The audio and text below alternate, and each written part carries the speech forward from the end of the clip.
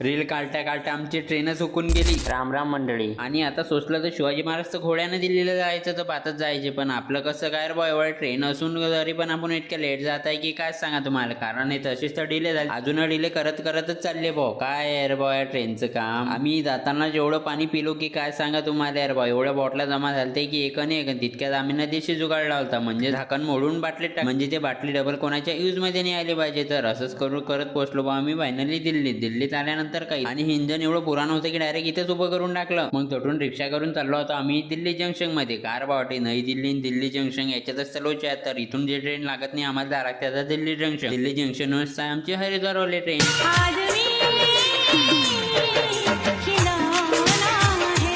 तर फायनली आलो आम्ही दिल्ली जंक्शन वरती। इथं आल्यानंतर काय पोचता तिकीट काढायचा एवढा घोर की तिकीट काढायला अटीने जा लागते तिकडे, तिकडून डबल या लागते इकडे। याच्यातच कामातच पेटाल झालो बा आम्ही। आणि तितक्यात हे तिघ जण एका ठिकाणी बसून पण निवांत आराम करतात। मग यार म्हटलं चला पटकन आपली ट्रेन लागेलच आहे। मग काय की इथं आल्यानंतर ट्रेन मध्ये थोडा निवांत आराम केला आणि काय पुसता आणि रील काढायच्या नादात बा आम्ही दुसऱ्या ट्रेन मध्ये बसलो। पहिली हुकली दुसरीची वाट पाहायला लागली। असंच तर काम झालं बा। त्यासाठी दिल्लीत आले ना पहिले प्लॅटफॉर्म पाहायचा, आणि दुसरी गोष्ट रीलच्या नादी नका लागत जो, त्याच्यामुळेच तर आम्हाला रात झाली ती भाऊ। तर आता निघालो आम्ही हरिद्वार जाण्यासाठी। तर आजच्या पार्ट मध्ये एवढंच, भेटूया पार्ट 5 मध्ये। तब तक के लिए जय हिंद जय महाराष्ट्र।